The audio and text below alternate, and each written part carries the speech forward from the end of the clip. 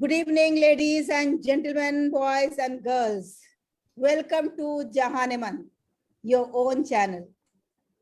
Today is a special day for all of us, not only for the teachers, because no one can claim that his or her life is not influenced by any teacher at any moment. So we all are associated with the teachers. That's why this day is important for all of us. And to make this day a memorable day, we, not only the teachers, but different professionals from different walks of life are gathered here. And more of them are going to gather and assemble here just to pay a tribute to the teachers and tell them that teachers, you are great, you are important for us, and you are the builders of nation. We appreciate you, we acknowledge your efforts, and we pray for your good health, for peaceful life, and for long life. So to start today's program, we have Dr. Ram. Dr. Ram is the Managing Director of ACE International Singapore, and he is joining us from Singapore. Before I invite Dr. Ram, let me inform all the viewers, those who are watching live, that in this program, you will find the people from different countries sharing their ideas and thoughts, how their country was during pandemic, and how the teachers have coped up, how the teachers have proved themselves in Malaysia, in Indonesia, in United Arab Emirates, in Singapore, in USA, and in our own grand, magnificent country, India, the biggest democracy of the world. So let me have the honor of inviting Dr. Ram. Dr. Ram, who is the Managing Director of ACE International. Hello, good evening all. Can you hear me? Hello? Yes, Doctor. Yes, we can. Dr. Ram, we can hear you. Okay. Thank you. It is wonderful. First of all, I wish to congratulate and my heartfelt best wishes for all the teachers who are celebrating today the International Teachers Day, the World Teachers Day. So it is the time for us to put up together our heartfelt gratitude for the teachers who have been behind with us for making us to bring to the condition as of now in the world. So currently the condition is very challenging. Everywhere the people here and there, they are looking for the opportunity. How do they able to uplift the children's life? Especially the disruptive challenges are making tremendous difficulty for the people to cope up well. We did not have any plan 20 years back or 30 years back. As of now, the condition is very much challenging for those people who are very new to the new generation technologies, because we did not plan well for equipping ourselves, how to meet out with the challenges what we are facing now. Even for this Zoom meeting, there are many people here and there, they are struggling. Myself also, because I did not open my laptop, but anyhow, I am making myself to manage with the mobile phone. Because of the time concern and other things, I wanted to make my speech very crisp as well as short. First of all, everywhere the children, they are looking for the futuristic world with the handholding and the guidance of the teacher. It is not only the capacity or the skill sets what the teachers are having as of now, also together with the parents, because teachers and parents are the two sides of the coin for the children life. So they have to validate and they have to value add for the capacity put together for the children to develop, because they are learning something from the curricular portions in the schools, but it is not only the sufficient things what they wanted to be in the near future. So the government is putting up a lot of efforts how to mold the young children to become a great workforce in the future, as well as contribute for the society as a good human, because humanity is behind with everything. If you are not having the good attitude, the person or the professional or whatever it is not going to add on more value in the society. So the person who can consider altogether with their values as well as the contributions to the society, those people are enablers of the a futuristic world. So here I wanted to emphasize one thing. How do we able to fill up the gap of the current education? Everywhere the challenges are tremendous. Even in India, there are no schools running as regular like pre-pandemic conditions. COVID-19 induced pandemic situation enormously hitting with the current running of the schools or institutions. So many people are not having the full-fledged learning part what they had pre-pandemic conditions. So there are remote learning kind of opportunity through this kind of online platform, whereas we have to gear up certain kind of values together through some kind of internship opportunities or some kind of learning practices through experiential learning, or they have to adapt with certain kind of in-house projects. That way only we can able to fulfill with the skill sets what are required for them to showcase their ability, credibility, capacity, whatever it may be. So the current employment scenario is becoming like talent acquisition. So we need to prepare futuristic workforce with the talent capacities. That is the expectation I wanted to tell. Now I have moved on as an entrepreneurial mindset person, but I am looking for the futuristic workforce who can come and contribute tremendously for the world to manage its own tasks and complete it very successfully. Everywhere the people divergence manner, they are making the multitask oriented atmosphere to meet up for their day-to-day activities, not only in the institutions, also for the industries. There are values behind with the person who can come and contribute better for the task completing competency skills. Those people are very much demanded as of now. Another way, the problem solving skills. Now the education in Singapore is switched over to problem-based learning, PBL. So that is the way the tremendous efforts are putting together for the curricular learning to restructure through the integrated and the blended learning atmosphere. So we have to make our syllabus, which are making the multitask oriented capacity to build on the students. The teachers must need to focus on certain values to transform. It is the knowledge and the skill sets, as well as the attitude, the behavioral conditions. Those people are only can support for the futuristic conditions as of now, what we are having.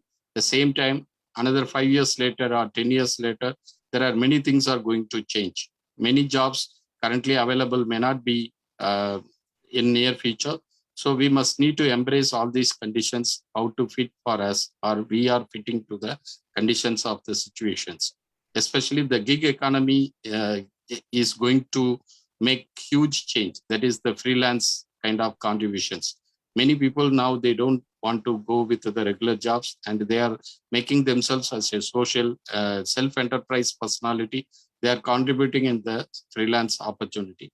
So these kind of things are going to change, as well as the industry 4.0 is going to hit a lot, where the blockchain, artificial intelligence, cloud computing, cyber security, Internet of Things, and big data analysis, so many areas are going to come.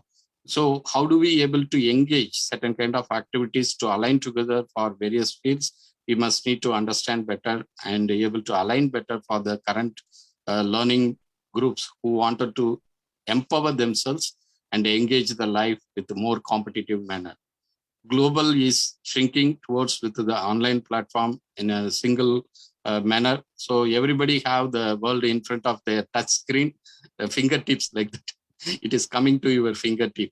So whatever the way you want to establish the network and connections and relationships, you can able to establish all over the world. So we must need to think and prosper well for the futuristic ambitions and the aspirations, getting along with the inspiring people today. Hopefully it would be a wonderful session. I would like to thank Dr. Halima for making the day for us. Really, it is wonderful, and I wish her all success for making the people who wanted to empower through learning from each other. So at the same time, I wish to congratulate all the eminent speakers who have joined today and holding for the youngsters to come up well in their near future to overcome with all the hurdles or struggles, whatever they have.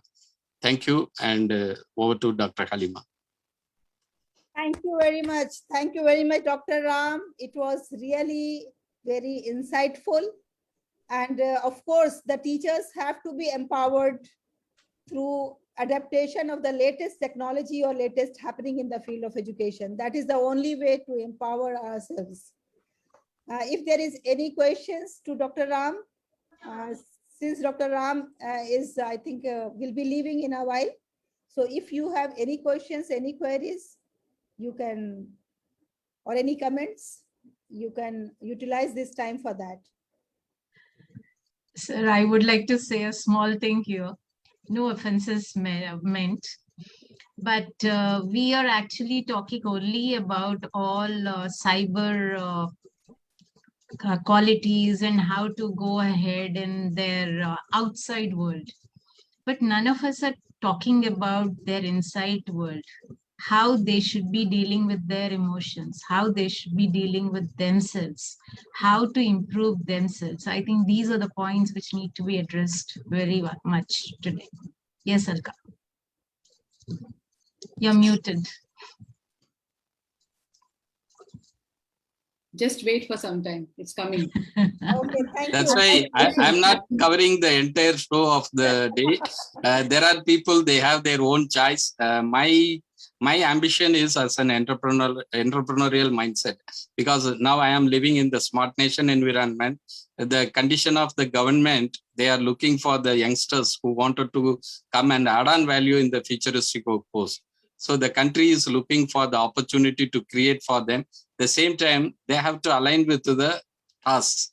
They have to align with the conditions of the entrepreneurs or the organizations. That's why I'm mentioning. But emerging countries, there are a lot of things we have to look into that, and we have to comply to that, and we have to engage with the different stakeholders. Even for an example, I can tell you, 5G spectrum is going to come in near future. So there are many people who are preparing to handle the 5G spectrum, how to align with the community and the society. But we need a lot of workforce, the manpower sources who are going to add on value. And Singapore is creating the value through the artificial intelligence of Singapore, and they are recruiting and they are committing to produce 10,000 manpower sources for that. So they are arranging with the aligning partner who are empowered with the capacity to conduct the training and contributing the values for the organizations, for the different stakeholders who can come in play together with the conditions.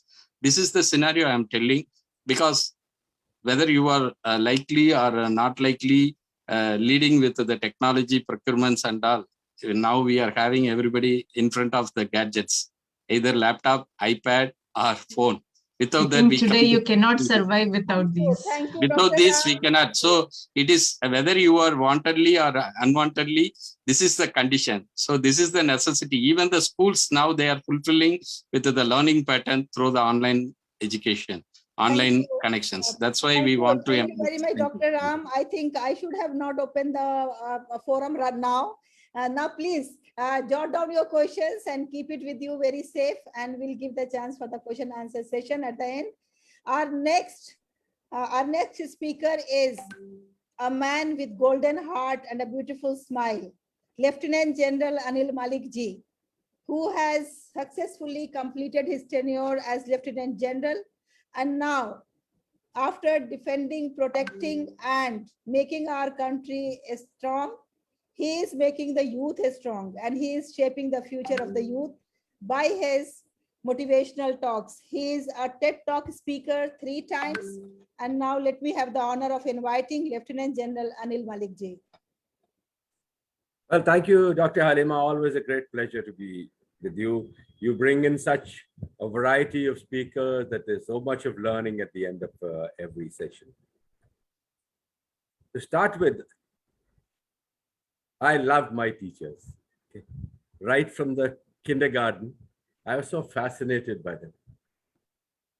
I would say that perhaps those of you who were teachers would know that a lot of children in school have a lot of crush on the teachers.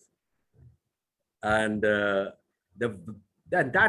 happens because the values that those teachers taught us are paramount and those which have made us success of our lives in.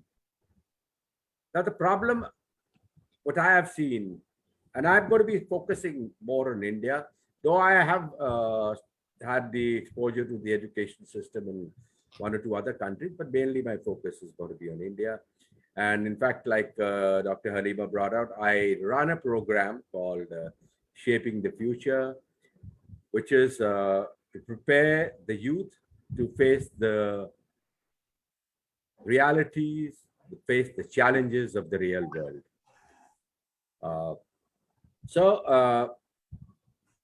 Over the period of time, as I grew up, I realized that the education system, which was structured, school was an environment where first of all, you learned how to be happy.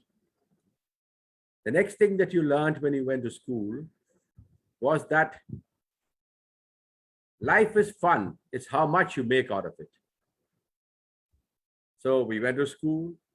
We spent time on the academics. We spent a lot of time in playing games. In the military, we were taught that there is a famous saying that the Battle of Waterloo was won on the playing fields of Eton, thereby implying that at every stage there were certain values that you learned, whether it was while playing or while you were teaching or while you were studying. But over a period of time, I realized that the education system in India now, instead of producing the human beings, started producing machines. Today, to get an admission in a college, you're not very sure if you'll get admission if you have even 99% marks. So we are producing very good top class scientists, top class doctors, but I'm afraid the system is not producing good, positive, confident human beings. Now, I've never been intimately involved with the education system, but I did analyze that what has gone wrong, because we made the education system into a platform for you to join the rat race. You're being taught how to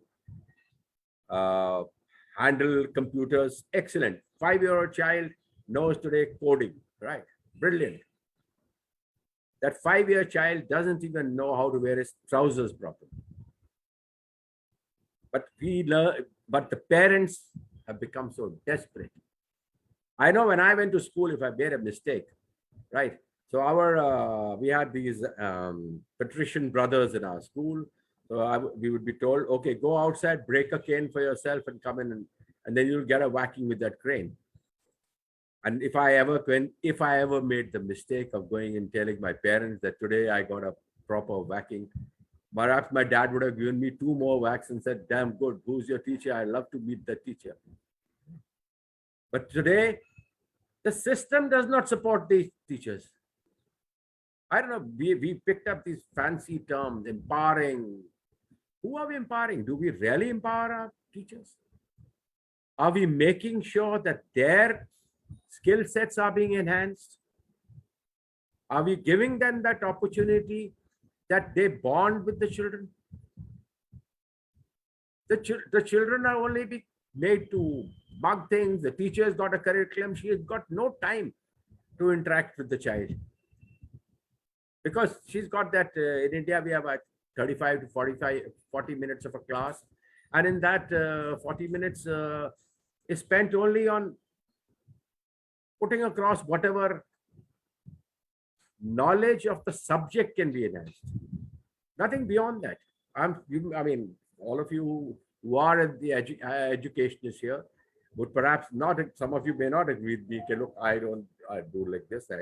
I went to, I think for the first time, I went to attend a parent-teacher meeting in my son's school, who was then in class 12. And my wife said that you've never been there, you go there, because I was on leave at that time. I didn't know the shock that I was going to see. I went to the school, found out where the class was. That class, 12th class, had 14 sections. Each section had 60 to 65 children. So 12th class, I'm not very good at math, but I think over 1,200 children in 12th class. So I peeped into the class and this teacher said, yes, what can I do? I said, look, ma'am, may I have a word? My son is in your class. What's his name? I told him the name. Said, she looked around, said, are you sure he's in my class? I said, well, yes, but if you could call out probably. So she called out and he was there somewhere in the middle thing, middle rung, and that's my son. Oh, okay. You see, I've got 65 children. I don't even remember all the names. Right. So that was the first shock I faced, because in my class when I was in school, I think we were friends with the teachers. And here, I'm not blaming the teachers. That poor girl had no time to attend to this. Then after interacting, after interacting with the teacher, she told me that I think he must be okay, because if I don't know his name, then he's not. If he's not in the best, but he's not in the worst also. Okay. I would have known that. We went across to the principal's office. I said, since I'm here, let me meet your principal. The principal's office was locked. So there was one gentleman standing, saying, I asked my son, I said, just find out where is the principal. So my son walked up to this man who was standing there and he asked him, Bhai Sahab, principal kidhar hai? Mr. So-and-so, where is the principal? He said, I'm the principal. Okay. Brilliant, you know. Then he said, Dad, he's the principal. I said, forget it. Yeah. What's the point? Neither you recognize who your school principal is, or he recognizes it. What am I going to talk about with him? So I feel that when we talk about empowering, it's not only teaching, making sure, of course, it's important that the teachers' skill sets are enhanced. They're given the opportunity. But I feel that today the school administrators are not willing to give a free hand to the teachers. Everything is controlled because the business houses run the schools, or the government runs the school. The government only wants results. They're not interested that are we producing good school children? Are we helping the teachers? I think the system needs a revamp.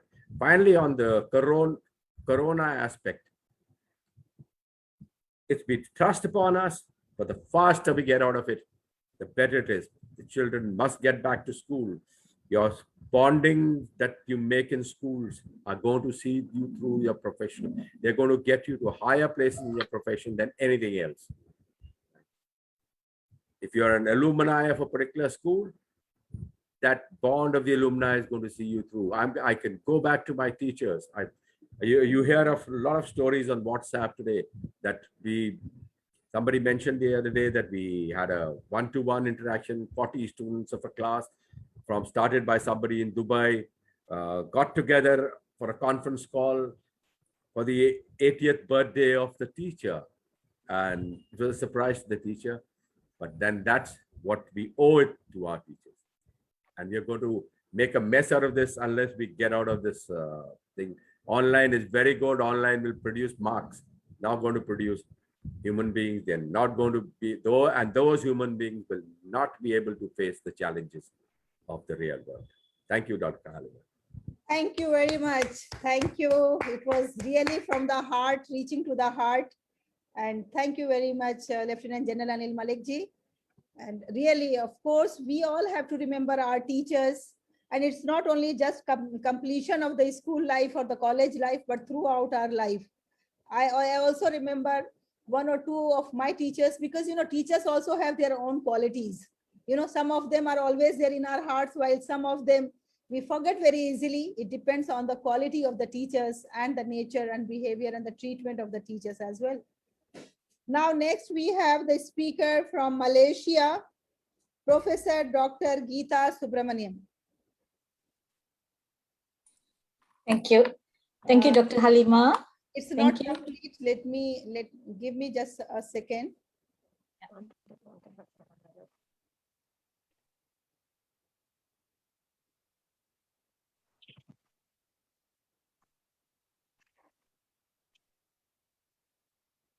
So Professor Dr. Geeta Subramaniam is the professor at SEGI University, and she does research in women and work development economics issues.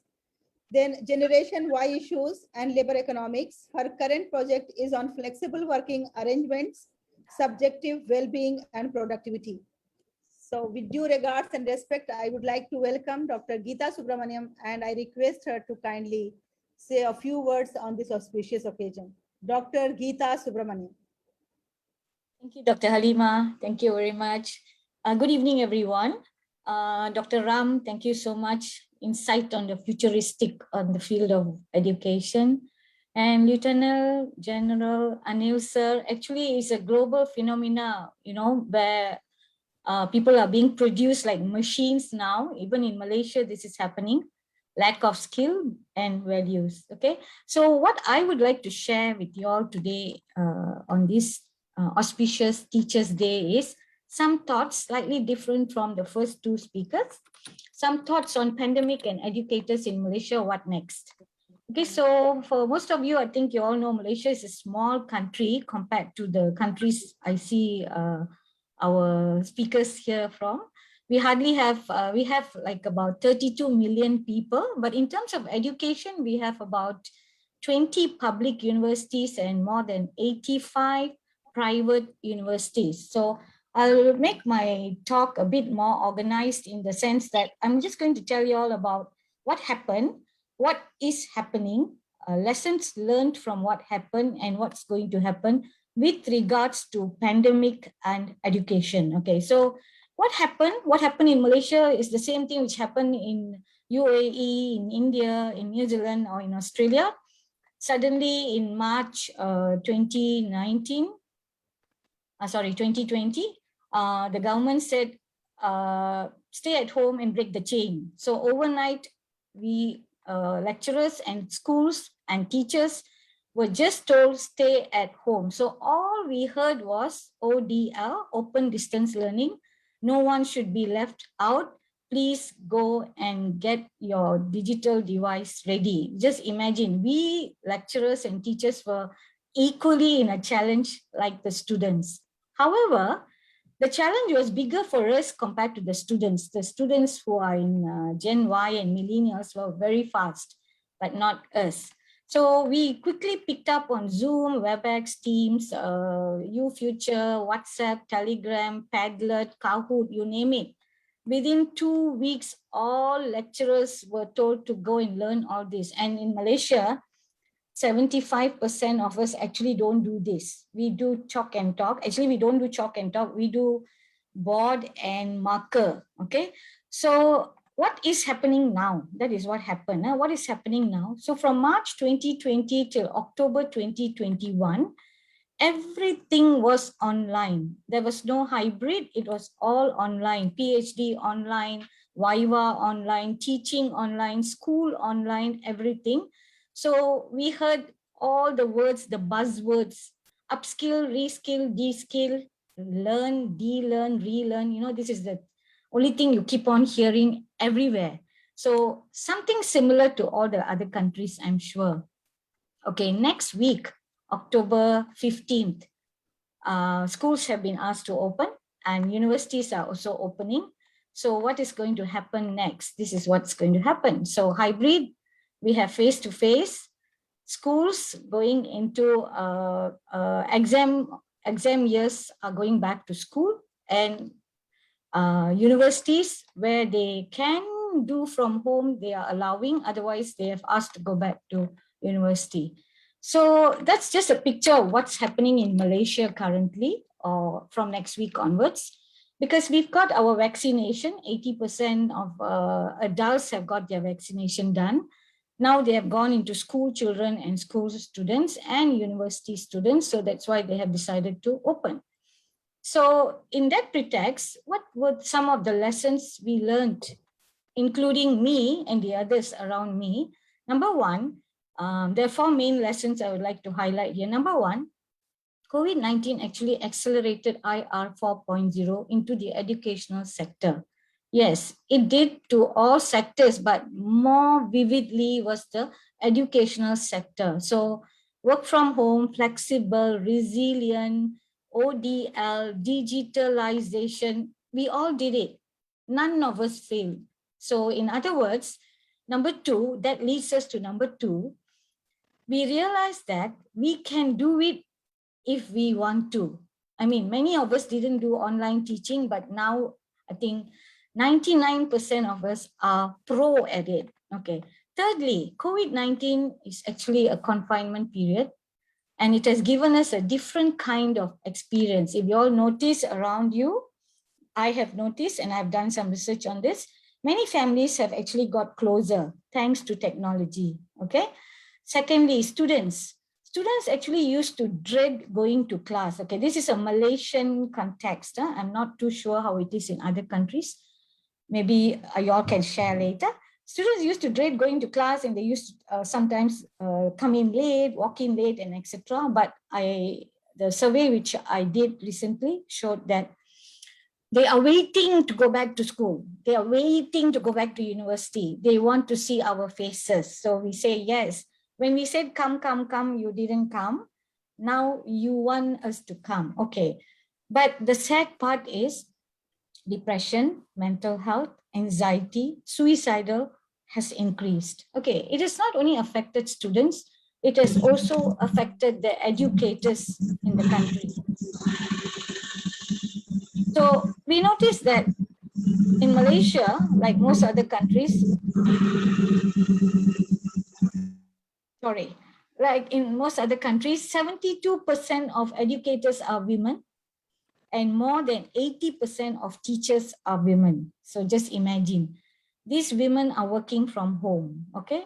So another study which I did, the women are very happy to work from home because they are having work-life balance, supposedly. But women with young children and women who have more than 3 kids are having blurring boundaries. They need to prepare for meals, and they only have 2 rooms in the house. Everybody is vying for the laptop and the handphone. So there are pros and cons of this. And lastly, the government. Okay, so I go to my last part. What is going to happen? So what's next? So government intervention has been in Malaysia, the government has been giving a lot of economic stimulus packages, but the recent 12th Malaysia plan, which was launched last week, is aligned to the 2030 agenda of the 17 SDGs. And I was very happy to note that out of the 4 policy enablers, 2 of it are very, very relevant to education and the future labor market, meaning that the first one says to develop the future talent. So the government has noticed that the serious need to realign the labor market in terms of education and training. So we are giving more importance to TVET now in the new education plan. And secondly, we also noticed like what Dr. Ram had mentioned and Lieutenant also had mentioned about the gig economy. The gig economy, the digital economy, yeah, they are actually flourishing, but there is no structured base. So second policy enabler is looking into this. So as for mental health, I mentioned just now this third issue, the mental health. So the government's role is enhancing the role of counselors in schools and universities. And time and again, teachers and lecturers, we have been reminded to engage more closely with the students and scholars.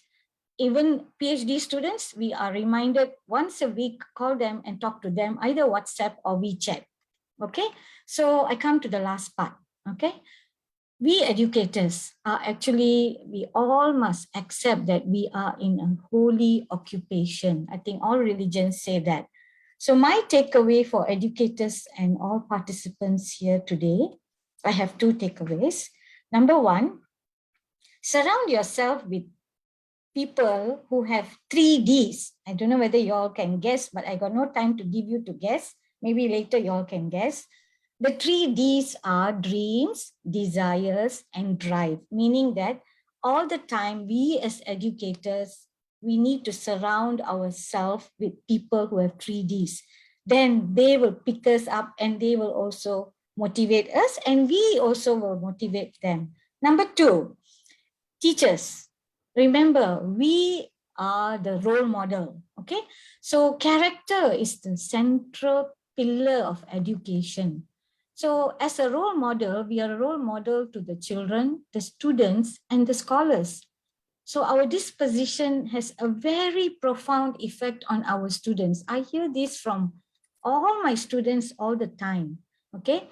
So I used to teach in a university where they were all 100% Muslims, and I being a Hindu, but I could relate to God as in one. So they could see me as a role model, and they always believed that God is one and we need to pray before we start class. Okay. So our journey as an educator will always remain as a journey, okay, till our journey ends. And in that learning process, it becomes part of us. So what do I strongly believe? I strongly believe that we should not try to teach the world, but we should learn from the world. But remember, saying this, as we travel in our learning journey, we can always guide others who are around us, right? Okay, with that, I say thank you, Dr. Halima, for this opportunity to be around esteemed people. And thank you very much, everyone. Thank you, thank you, thank you very much. You said only 2 takeaways, but I think that there are so many takeaways: mental health, emotional health, then taking care of the students, and then transforming the teachers, and then 3D, and then finally that we are there to learn from everyone along with guiding them. Yes, Dr. Geeta, you have proved that you are a really great scholar, and we all say thank you to you, and we are grateful that you are serving in this world in the field of education. Thank you very much. So ladies and gentlemen, a big round of applause to Dr. Geeta. Thank you, Thank you. everyone. Thank you very much, everyone. Thank you. And now we are moving from a great educator and a scholar to a person, to the section of the society whom we all need in the time of crisis. We can say that, yes, they are the saviors. They are the saviors of us when we are in the crisis. I mean to say that advocates. And I'm going to invite Advocate Firdaus Kutubwani, who is the top individual lawyer as per Forbes, and who is advocate on record, Supreme Court of India, who is the managing partner of LCZF law firm, who is the additional standing counsel, DSIIDC, LCZF law firm. Firdaus Kutubwani is not only a lawyer, but she is a social activist, and she is always there to stand for the rights of women, for the rights of children. Now let me have the privilege of inviting Firdaus Kutubwani. And for me, it's a matter of great pride and privilege that I am the teacher of Firdaus Wani. So Firdaus, you have made me once again proud of myself. Thank you so much. First and foremost, good evening to all. And a very, very warm hello to all. I, in the beginning itself, said that it's a really immense pleasure for me that I'm part of this August panel. So many great people I can see there on it. And the speakers whom I already heard, I think that it was a right decision, although I can never say no to Dr. Sadia whenever she asked me to join any of the panels. But right now I am feeling grateful that she invited me to this panel, because till now I actually learned a lot. As the previous speaker, Dr. Geeta, said that we should actually learn from others. I think, yes, it's true. And from last 3 speakers, I did learn a lot. It is, I said this before also, and I'm saying it again. Teachers are those who are not kings and queens, but they do make kings and queens. And I would like to start whatever I am going to speak with just a stanza of a poem of Kevin William Huff, I believe I'm taking the name correct. He said, for the dawn of each poet, each philosopher and king begins with a teacher and the wisdom they bring. So it is that even it's a live example right now that Dr. Sadia, she was my teacher in my high school, and today I am in mid-30s, and I have come quite far in my career and in my life. And my teacher, whatever she sort of embedded in me, or whatever was ingrained in me by her, I think I believe that at least 70 to 80% of credit goes to her. It is teacher, as Lieutenant General Anil Sahab also said that during his times, teachers knew who are their students. They used to take personal interest in students, and they used to remember also who their teachers are. And now the teachers have been turned into machines. But it is quite unfortunate whatever is happening today. Now, the more focus that is being put on is that course should be completed, as a school should be able to represent in certain competitions, so they prepare students for that. But I believe a teacher was actually assigned the job to make out a human out of these creatures who are called human beings. We are born human beings, but unfortunately, we sometimes have certain qualities which do not qualify us as humans. So it's teacher actually who are able to sort of show us the way and make us what we are. Now, coming straight away and not wasting much of the time, coming straight away to the COVID-19 coronavirus period, the pandemic period that we saw. You must have seen on these Instagram, Facebook, social media, that people came out with videos, baking, cooking, spending time with their children, and saying that, you should take care of your health and all that. So it has been seen that many a times when we are into crisis, when we are into wars, then we realize importance of certain things. And I will tell you very frankly that most of us, even if we do not agree to this, but yes, most of us actually realized importance of teachers, whom we had taken as for granted.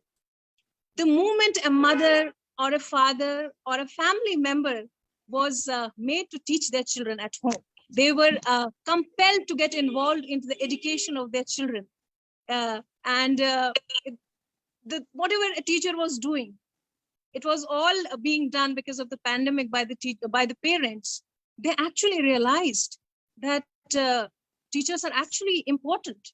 And just saying that we are sending children to school and they're not learning anything there, it is just a system to get degrees and all. They actually realized, no. I myself have a 4-year-old daughter, and I realized that a child, when in school, as Lieutenant General Malik said, that we should send our children to school. We should not keep them this online and all this system. Actually, when we send a child to the school and a child interacts face-to-face with the teacher, with the colleagues, with the students there, it's a different education and knowledge that a child gets. I saw a child when a child was running towards the classroom, all of a sudden told her mother that I'm now tired. You just please pick me into your lap and take me to the classroom. Mother said, okay, very well. Then she saw that few of her classmates are walking down towards class. She felt sort of insult, and she told her mother, no, I am not tired. I will just walk towards the class. So, sort of competition or sort of some kind of sense it comes there. Now, see, right now I am on this panel. I am associated with Dr. Sadia for a long time, and she was my teacher in high school. Now, if it would have been online, my father is also, he is former member of Law Commission of India, and he's also professor of law. So he was, I just recently met him, and he was telling me, just few days back only, he was telling me that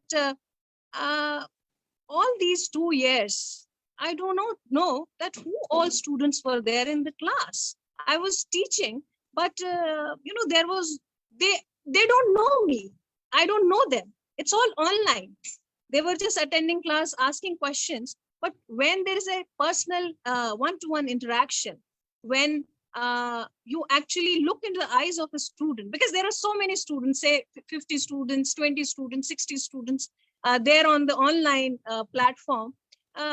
Many of them, they keep on sleeping. They just show that they have logged in, but it is not that kind of a thing.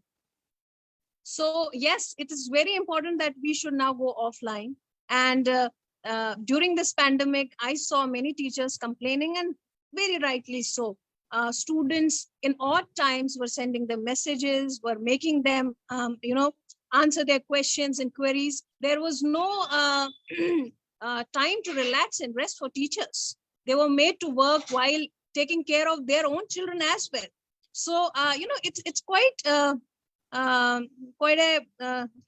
we should actually think about it, that all these teachers who were teaching students online, they had their own children also at home, and they were also being taught online. And we saw that all the children somehow were to be accompanied by their parents while a class was going on. I'm talking about, say, the primary or the middle school.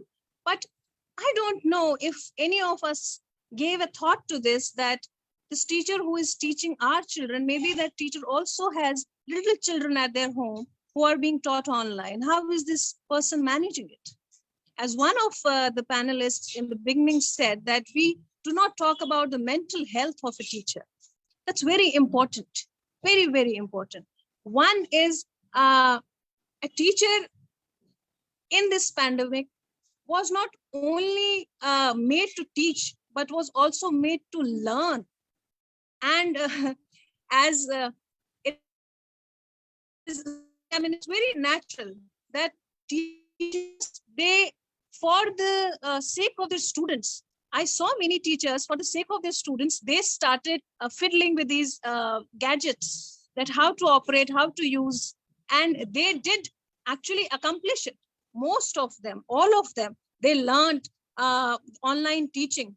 Asha, now what happens is actually online teaching, it limits teachers' sense of independence, their competence and connection with the student. But somehow teacher also learned that, because they knew that, if a student comes to school during this time, or if schools are open, a student is actually like a child for teacher. They were actually worried for their health as well, for their life as well. I don't really think any of the parent or the children were worried about for the health or the life of a teacher. In India itself, in Delhi, if I would say that almost, because we have these cases, and Delhi government even announced compensation for certain teachers, almost around, as per my knowledge right now, almost 120 teachers died because of the COVID while serving in the schools.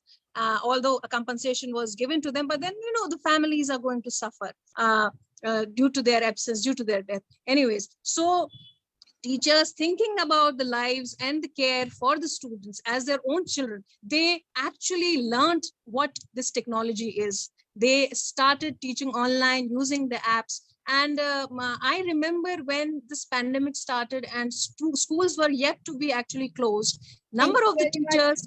I think you can wind up within 1 minute, because you are advocate and I know that you can go. I will just I will just wind up in 1 minute. So what I was saying is that it was seen that during this, even before the pandemic started, actually, and no, even before the schools were closed, the teachers, understanding that some problems would come up, they started sharing these notes and lectures online on WhatsApp. Groups were prepared and made. So teachers sort of had this sense that, you know, something like this is going to happen, and they very nicely learned whatever technology is there, and they incorporated in their lives and taught the children. Now, because one of the panelists also had this concern about the mental health, I believe that all the teachers, all the educational system, they should come up with some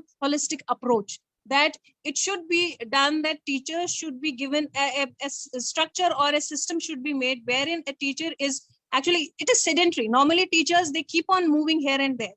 They have their health is normally very good, but because of this online thing, they are their lives have become sedentary. They sit at one place. So some kind of schedule should be made for them, that for a particular time they can take rest, and this is the time when a student can approach teachers, and this is the time when a teacher can have administrative talk or meetings with the colleagues or whatever administrative authorities are there. So that should be chalked out, instead of just focusing on the students, which was being done. Now focus should be moved on to the teachers, because if teachers' health and especially their mental health, because it has got quite a frustrated scenario for all the teachers. If it is not taken care of, then what I started with, that it's teachers who make us what we are. So it's very important that we should take care of their health as well. So is 1 minute over? Thank you very much. Thank you very much, Firdaus. And once again, today you have made me proud of you and love you very much. Love you, Firdaus. I love you too, ma'am. I love you too. Thank you so much. Thank you. And now I'm going to invite a guest from Indonesia, who is a teacher, a very compassionate teacher, a loving teacher, and who is a social worker as well. And I request Miss Melly Lestari to kindly start her speech. Give a big round of applause to Miss Melly from Indonesia.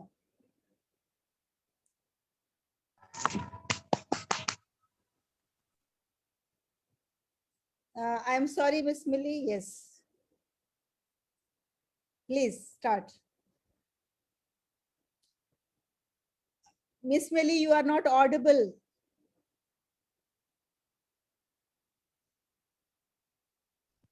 Can you hear me now? Yes, Sorry. now you are audible. All right.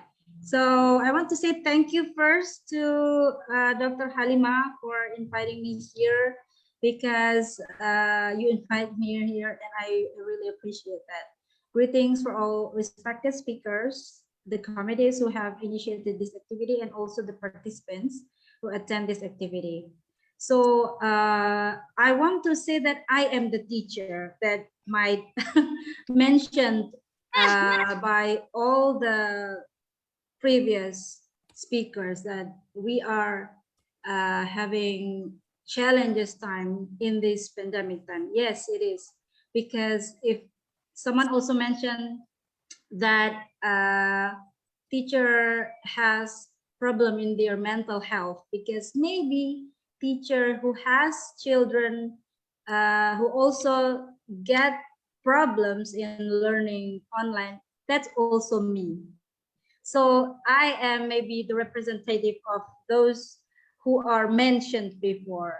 But however, I feel honored here in this activity.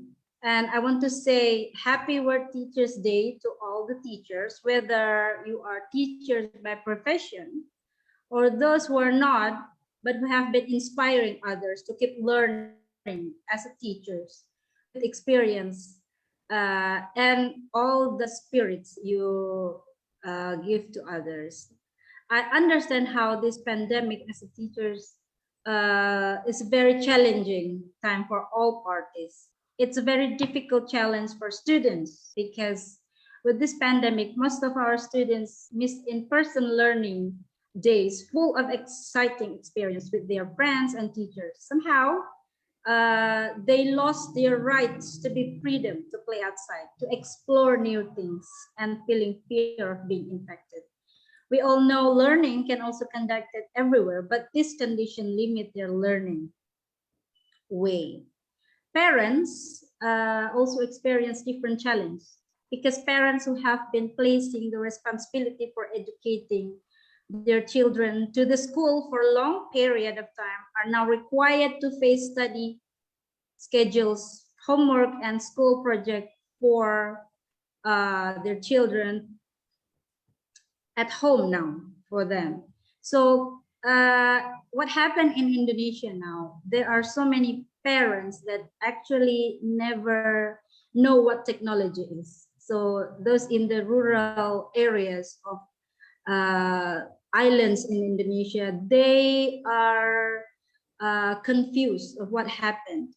They are even denying the virus. It's nothing. It's they just want us to be stupid. They don't want our children to go to school. That's what happened here. And also technology is something far, far away from the world. So because of this pandemic, studying is really something impossible.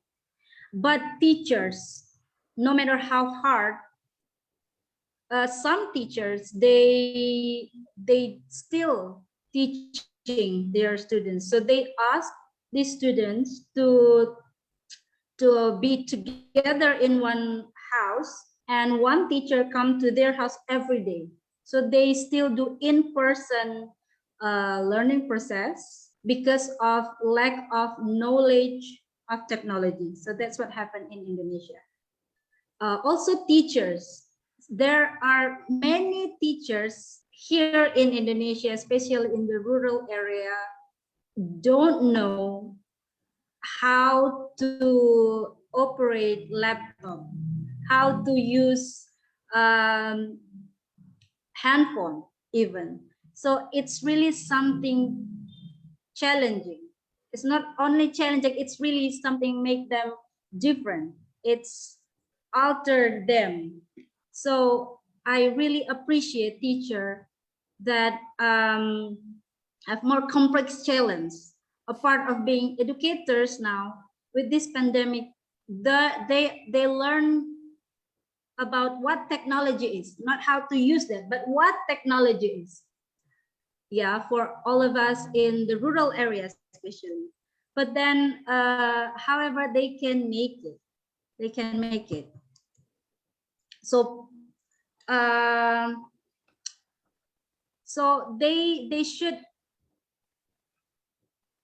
touch their students in a different way, not only as a teacher, but they also have to be a negotiator because they are faced with situation of declining student interest in learning and excessive parental concern due to this pandemic. But because of this pandemic, teachers also opened wider opportunities for students to see the world.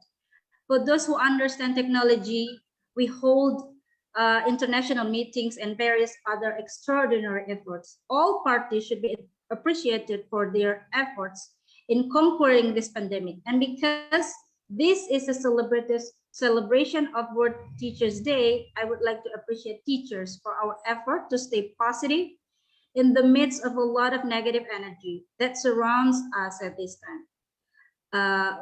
I, as a teacher myself, have to think that we are still as enthusiastic as we are today, that we are open wider opportunities for ourselves to be willing to learn more, to get out of our comfort zone or work and constantly upgrade our knowledge. And thank you for this opportunity and for the advancements of future generation. Thank you. Thank you, Miss Millie. We can understand the condition and the pathetic situation that you have described. Even in some of the rural areas in our country, the situation is same. But for the grace of Almighty, in most of the cities, we are well versed with technology. And not only metropolitan cities, even in the B cities also, the people are quite well versed. But yes, of course, in villages, the situation is like this. The people are not very much aware about technology. Thank you very much for sharing this valuable thought with us. Thank you, Miss Melly. And now the August forum, please switch on your video for the group photograph. May I request everyone to kindly be in their best smile. You know, in the time of social media, you have to permit me to share this photograph in the social media. And for that reason, you have to show your best smile. Today is a special day. Yes. Thank you very much, everyone. And here we go.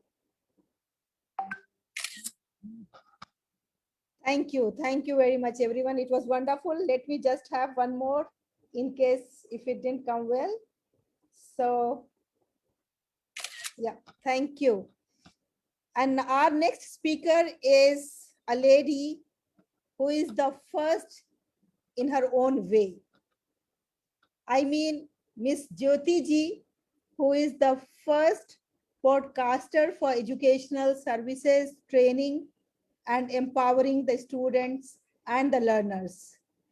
Jyoti ji, I request you to kindly utilize 1 minute for your self-introduction, and then you please speak whatever you want to speak on this occasion.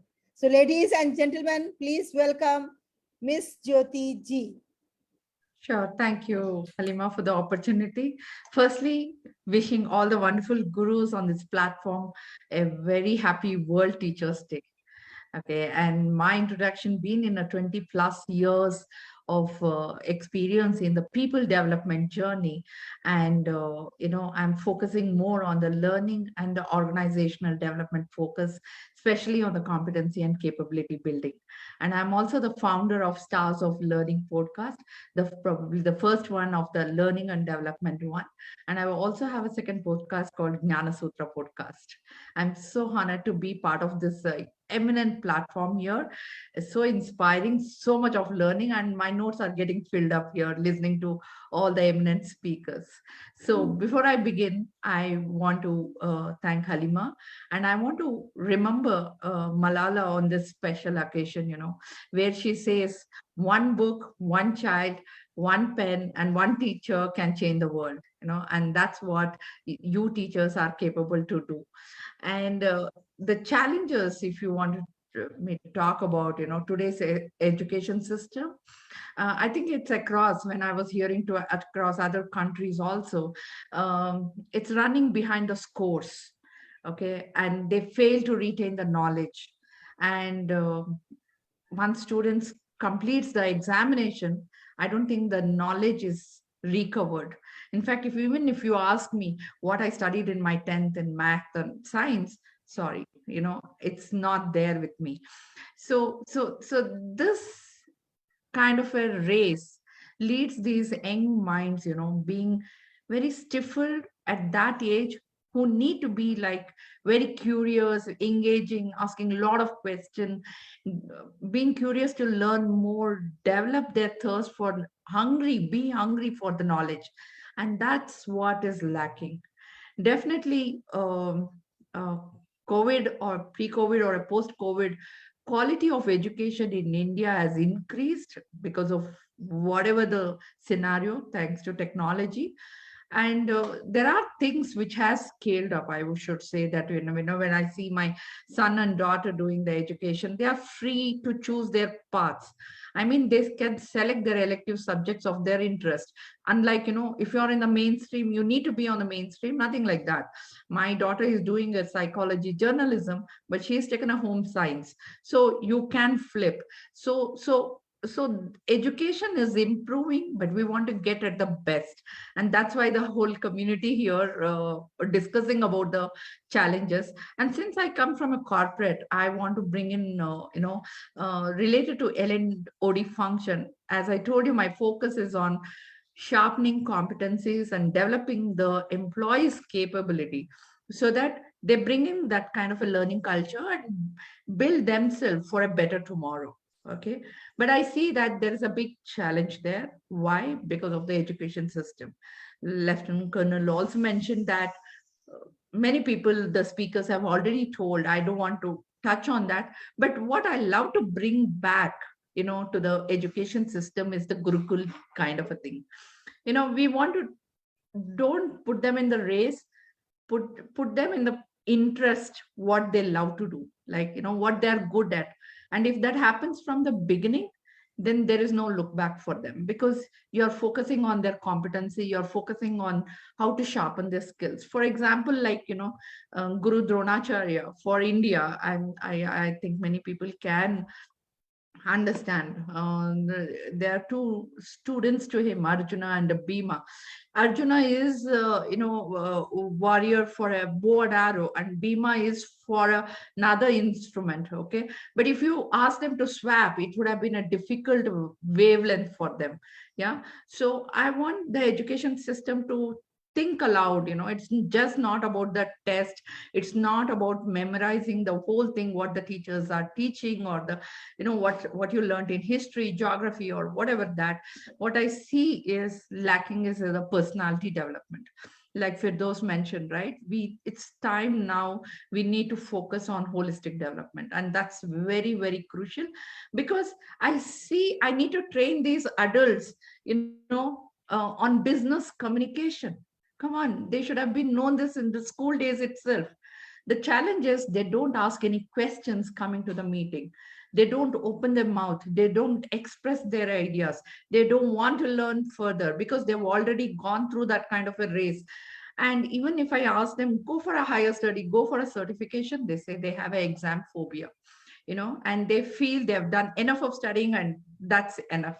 So every level, I see the child is stressed and buried with their creativity, and my question for all the people who make this system, it's in the hands of the people. So please help.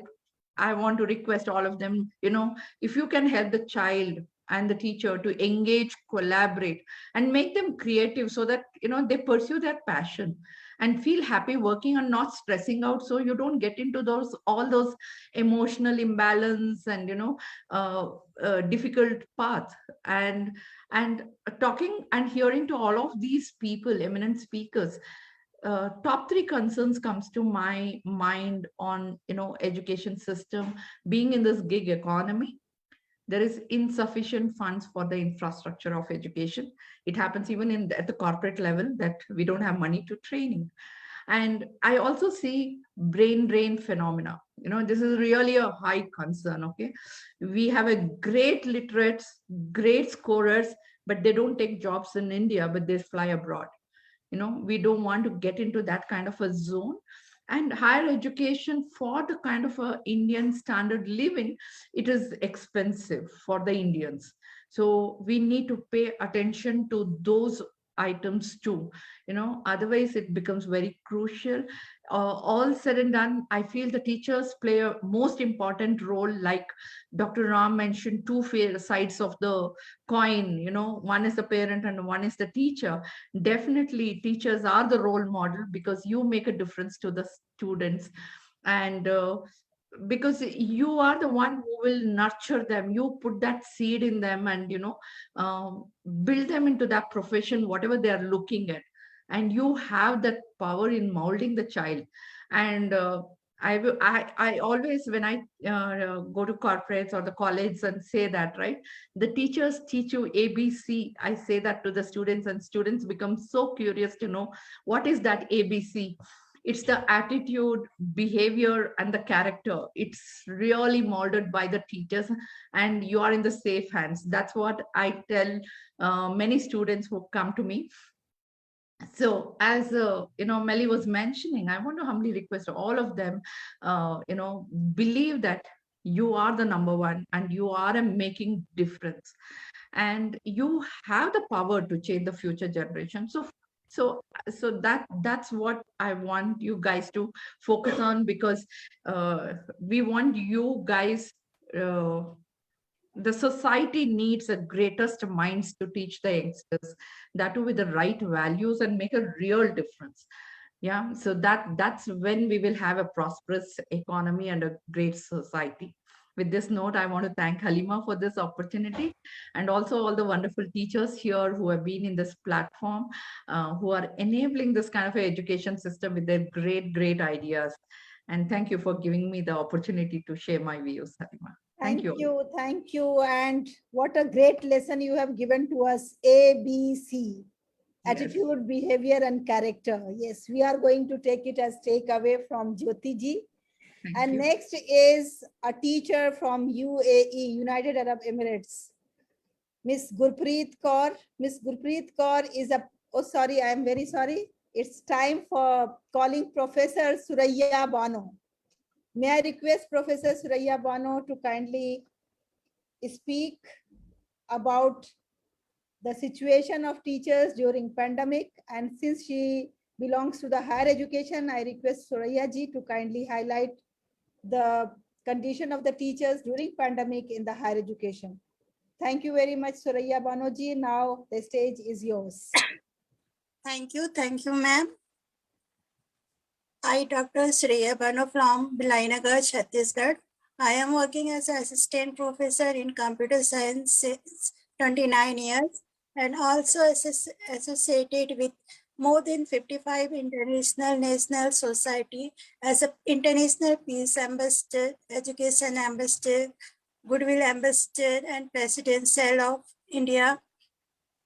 Now I want to share my views on empowering the teachers. Teachers work hard every day to empower and enrich the lives of children. They play an active and vital role in shaping a dynamic, bright, and innovative future for everyone. It's a labor of love.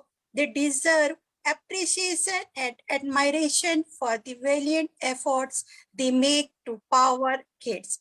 This is the nice quotes. The teacher empowerment means investing teachers with the right to participate in determining school goals and policies, to exercise professional judgment about what and how to teach. Then the question arises, how can teacher be empowered? Teachers are empowered when their work is grounded in research and supported by the thought leadership of expert in educations. Like all professionals, when educators' work is informed by the most current research in the field, they are equipped with a deep understanding of best practices.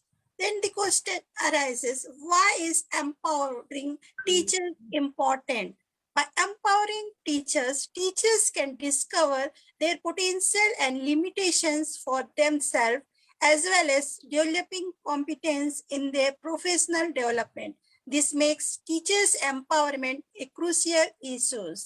Empower teachers, teaching them the standards while incorporating their own free teaching spirit, inspire students to also think freely and with excitement and enjoyment of the subject matter. The qualities of the empowered teachers are decision-making, professional growth, status, self-esteem, autonomy, and impact. A nice line said by Dr. Sarvapalli Radhakrishnan, true teachers are those who help us think for ourselves. Books are the means by which we build bridges between cultures. A life of joy and happiness is possible only on the basis of knowledge and science. Then some ways we can empower teachers to lead. These are few. Nurture an authentic workspace, mix it up, create opportunities with clear expectations, always be on the lookout for leaders and become a matchmaker, share the load and avoid burnout, support professional learning communities so that leaders can network. Here are a few ideas teacher can use to empower their student to be great citizen. Look at curriculum units and see what areas could be taught through student-led projects. Give students the opportunity to teach part of a lesson learn what students are passionate about outside of academics. The nicely said by Hillary Clinton, human rights are women's rights and women's rights are the human rights one and for all. Women empowerment is important in school because school come to build their self-confidence, sense of self-efficacy, ability to solve problem, research information and communicate that information and their interest in the ability to engage with issues occurring around them. By empowering the students, teachers benefit their students and society in general. I want to share some tips to achieve self-empowerment. Develop a positive attitude, set reasonable goal, surround yourself with positive people, practice self-care, use positive self-talk, be assertive, create an Excel list. Brett Henry, in the words of Brett Henry, a good teacher can inspire hope, ignite the imagination and instill a love of learning. Then why are the teachers important in society? Teachers are the pillar of strength and the guiding force in the student's life. They pass on values to children, prepare them for further education, and are the main contributor to good education in a society. Students are deeply affected by teachers' love, affection, character, competence, and moral commitment. Thank you, Madam Suraya. I think 1 minute you have to wind up, please. Yes, I want to conclude. Empower teachers with increased task motivation, enhanced feeling of meaning, and a strong organization commitment are the foundation of a dynamic school technology.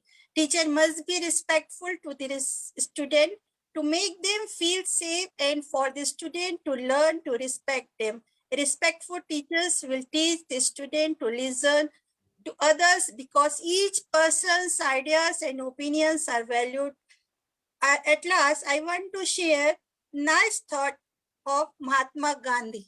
The real difficulty is that people have no idea of what education truly is. A man is but a product of his thought, what he thinks he becomes. If I have the belief that I can do it, I shall surely acquire the capacity to do it, even if I may not have it at the beginning. And he also said, the strength does not come from winning. Your struggle develop your strengths when you go through hardship and decide not to surrender. This is the strength. Thank you. Thank you. Thank you very much. Thank you very much, Professor Suraya Banu Saiba. And the man is a product of the thought. Such a wonderful and noble idea it is. If you think you are a winner, you are. And if you think you are beaten, you are beaten. So it all depends on the thought. Thank you, Suraya Banu ma'am, for sharing such beautiful ideas. And now let me invite Gurpreet Kaur from UAE. Gurpreet is a pre-primary, loving, cheerful, and charming teacher. And she is very passionate about learning. And I have found her a very, very active student when she was doing my course, film, Future Educational Leadership and Management. I found her that she was the one who used to take keen interest in all the activities. Now over to you, Madam Gurpreet Kaur. Thank you so much, ma'am. Thank you for inviting me. First of all, I would like to say thanks to you, thanks to Ram sir and Reena ma'am. I still remember the film course, all the things which you taught me, and of course, it will go long with me. Now I'll come to, because it's a World Teacher Day celebration, so I would like to say to all teachers a very happy Teachers Day. As a teacher, I learned so many things. When I was growing up and I was in my student life, so I was not thinking that it is really difficult to teach.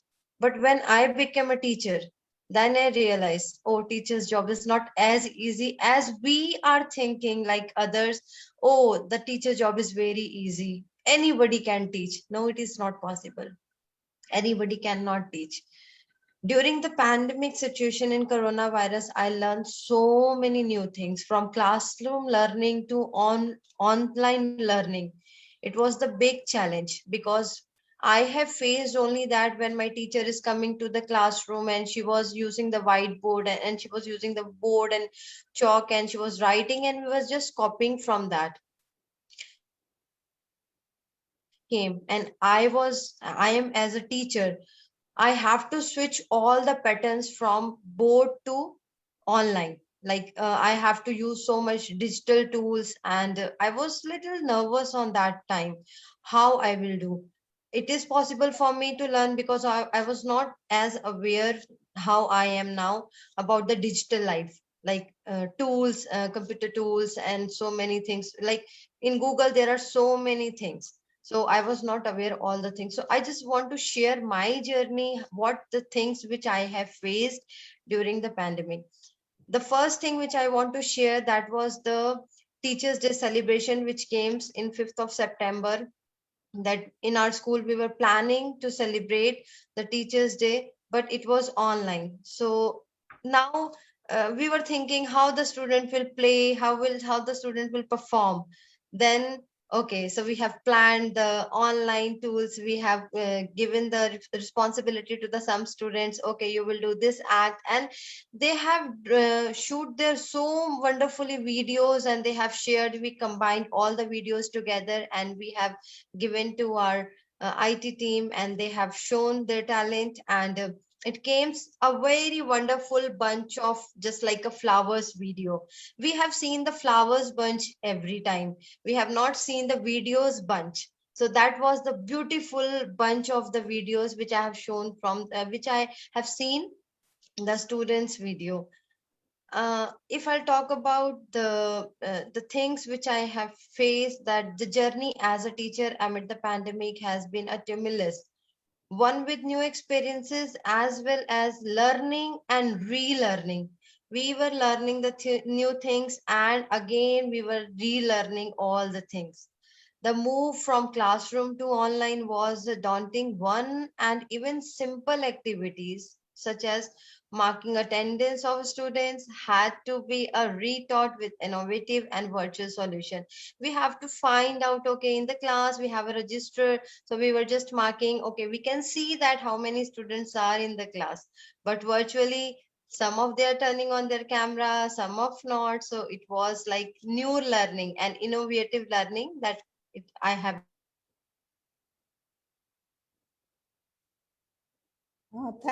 Thank you, Gurpreet, for sharing beautiful ideas. I think there is some network issue with Gurpreet. We are not able to now listen from her. Now let me invite Ms. Zoena Fatima. Ms. Zoena Fatima is from UAE, and Ms. Zoena is very active. She belongs to Sri Lanka, but she is now covering 3 countries very easily. She is in Sri Lanka also doing lots of activities, programs, and she is physically in UAE, and there she is teaching in a international school, and she is doing lots of things with Indian children. She is voluntarily teaching public speaking to the students of Martin Luther King Jr. Club students. So Ms. Zoena, now over to you, please. Thank you very much, ma'am. It's all that possibilities of services which I can provide is all from thanks to Dr. Halima Sadia, of course. So good evening to everyone. Having the best mentors at the right time is a blessing, as I always say. Being a Sri Lankan, I was lucky to have mentors who understood my style from a very young age. When I was in my nursery, I remember once I was playing in the nursery, we had a bass drum. And so when the national anthem was going, once I was playing the bass drum and the stick, it just flew across many heads and landed next to the principal's feet. I had to go run. I still remember as a child, I ran and I picked it up, looked at her with I didn't know what to think. Was I scared or what it was? But she didn't say anything. She just gave a smile. I went back and I started where I stopped. And and she didn't stop me even for the next time. I was lucky enough to have great educators, even as a principal, even as a vice principal, even as a administrating part during the kindergarten itself. I remember, I don't know whether I was a naughty child or was I put there into the principal's office, but I remember spending a lot of time there with her. And then as I grew, yes, I still met a lot of wonderful mentors. And it's one thing to have, to want someone, to be a mentor. It is one thing to want to have someone as a mentor. And it's another thing to be accepted and coached keenly by one of the best mentors, Ma'am Halima, to be your mentee. I'm blessed. Thank you very much, Halima ma'am, for never giving up on me. So it's really a blessing, mashallah, alhamdulillah, since past 8 years, 8 to 10 years, I would say 8 years. Yeah, I've been blessed to have her in my life. My life changed miraculously because of a great mentor like you. So, and yes, that as me as a student, well, as a social worker and a passionate educator, I had a crazy thought in Sri Lanka to start up an online platform for kindergarten and lower primary students. And this was way before the pandemic even started, or there was no pandemic at all. So only so that my intention was to provide quality education for free to different parts of the globe. Because I have realized, because I have been traveling to UAE and Sri Lanka, just like ma'am has explained. So I wanted to give that good quality education to the Sri Lankans as well. That was my intention. But when I did the test run, the pilot run, it was a failure, because even though the people, we knew that a 2-year-old child can take an iPhone to the hand and use it much better and much in a much productive way, interesting way than an adult would. Still, even though they were playing games, nobody had the idea of concept that education could be brought through devices. I'm not saying that, yeah, because of the pandemic, we faced a lot of things, but it did bring, I would say it did bring some good deeds as well. Yeah, I know I'm contradicting here, but this is something which I wanted to pinpoint as well. Yes, it is not if you ask me, the face-to-face or the online education, definitely I would vote for the face-to-face education more than the online. But what about the ones who are unable to reach the education? Now see, even as a grown-up person, I am able to, for me, the time factor to travel was a problem. I am able to study from Halima ma'am. Even now, I'm lucky through the film course and to take part in other activities and the leadership course of Halima ma'am and so many other courses which I have joined from other countries as well. I'm able to do that because of, I didn't know that it was possible. Maybe people do it, but it wasn't very common. So I was able to embrace those as chances. Definitely the world became smaller and interesting in a different way. So I just wanted to show some positive sides also. Yes, in Sri Lanka, many schools were completely shut down due to the pandemic situation. It was a complete panic. And yet something we all were lucky to overcome as much as we can. Being still a developing country, we had a bigger population who lost studies due to poverty, due to the lack of knowledge. The education system was not digitalized at all. Even the campus, I'm not even talking only the schools, even the campus students, where I was as a social worker, I was able to go and help a lot. But still, even little did we know how could we bring education in. But it was really surprising and a nice thing to see how schools, the international schools who already had the facilities came together, and facilities and the knowledge to share, to train the other teachers and provide facilities to these campus students as well. So that was a great, like situation where I was able to witness, I would say. Yeah. So then an education system, So then the other thing, a lot of senior members in the educational field, because of this digitalization, we lost a lot of awesome, amazing teachers just only because they couldn't keep up with the digitalization. And still some of good teachers, when some of the good teachers gave up on the teaching, whereas some of the senior teachers worked miraculously well. At the beginning in TikTok, if you would see, we have seen a lot of funny videos where, it's really sad, but in the same time, it was really motivating to see how even the senior teachers, they are finding different ways to communicate and to teach, to extend that knowledge to their children in some way, one way or another. They never gave up. They are the COVID warriors.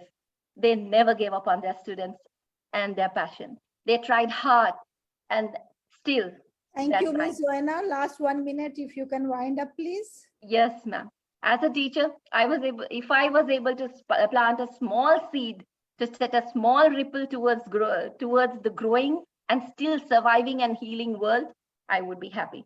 Happy Teachers Day to the eminent team who spoke before me and all of you who are here today.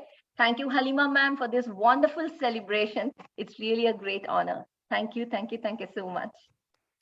Thank you very much, Joanna. And more than your words, your style was so loving and charming that we all were like into another world. We all were thinking that you carry on speaking and we must carry on listening. But there is a limitation of time, so naturally I have to interrupt in between.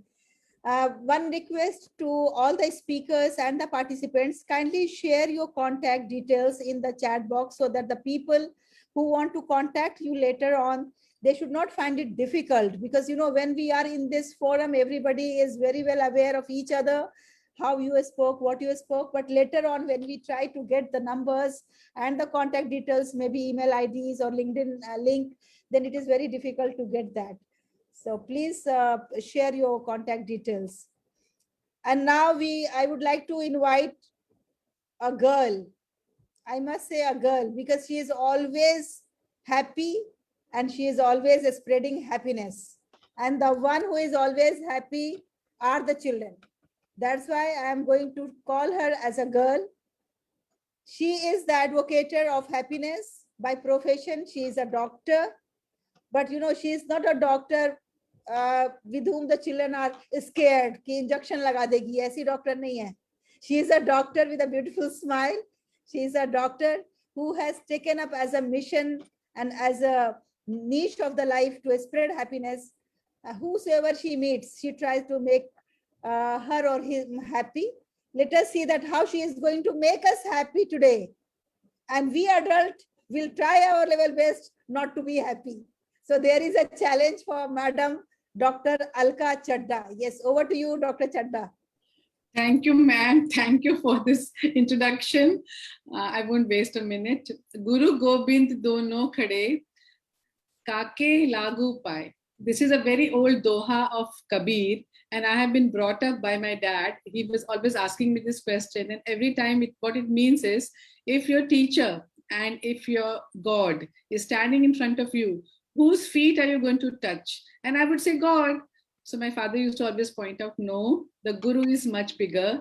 And you all have seen today how the teacher is bigger, because the teacher is the person who shows us the light, enlightenment, and takes us towards the truth, and truth alone is God.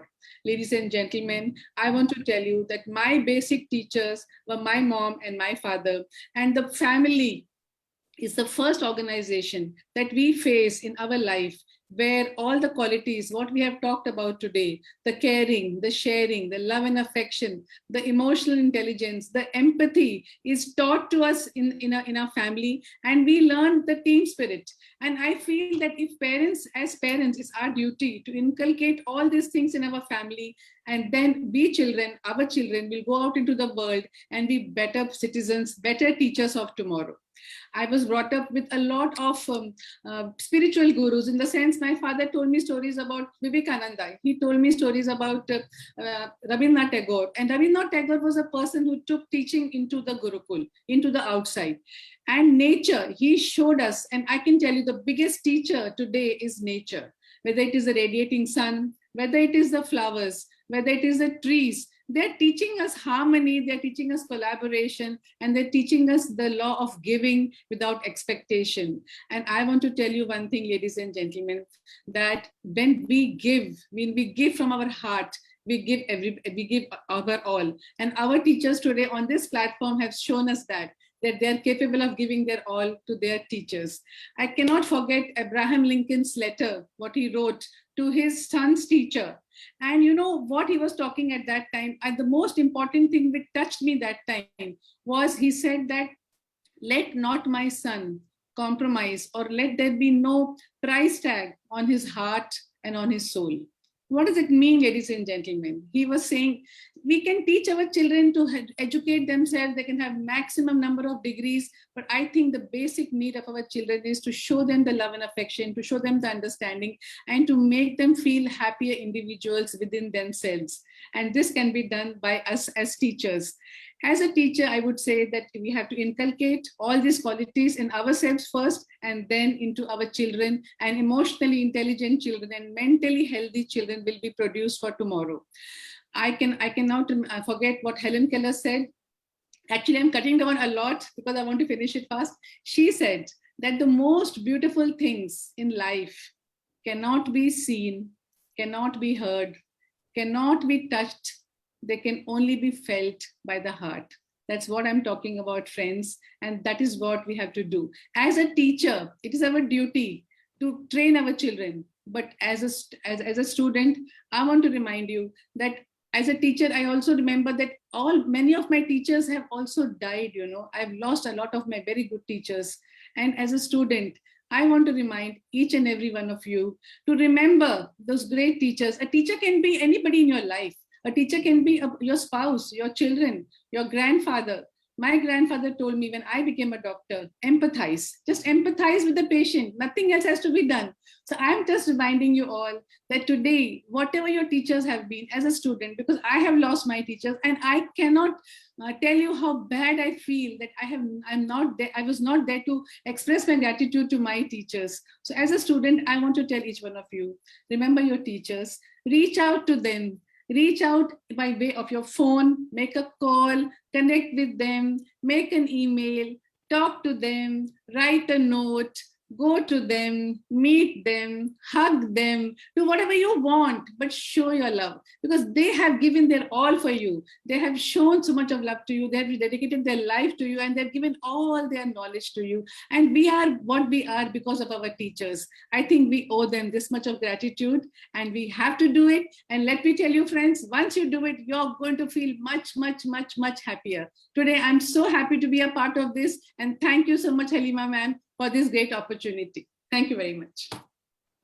Wow. Thank you very much, Alkaji. Thank you for such lovely thoughts, beautiful thoughts. And the best part was that she has given us practical tips, what we have to do. Like, we are remembering the teachers here sitting in this forum, sitting in this conference, how it is going to benefit them. So along with this, what we have to do, we have to call them. We have to make them feel that we remember them. And we have to make them feel honored and loved and respected. You will not believe, whenever I receive any message from any student, even Firdaus is witness to that. I feel so happy that I mentioned at least in 3 of the meetings that today I have received this message from my student. Once Firdaus called me, she sent voice message, and I have played that voice message many a times in my meetings whenever I am with the other people, that how students are remembering their teachers. Thank you, Alka ma'am, for bringing smile and happiness in our lives. Thank you very much. Thanks. So today we have Mr. Javed Mirza from USA. Although you all must have not seen his name in the flyer, but Javed Mirza Saab is a very compassionate educator, and he has been associated with the field of education in USA. He used to teach in New York, and nowadays he has taken up as a mission to train the teachers and to make them empowered teachers of India, because he belongs to India. From Hyderabad he is. I request Javed Mirza Sahab to kindly speak on this auspicious occasion. Yes, over to you, Javed Mirza ji. Namaskar and salam to everyone here.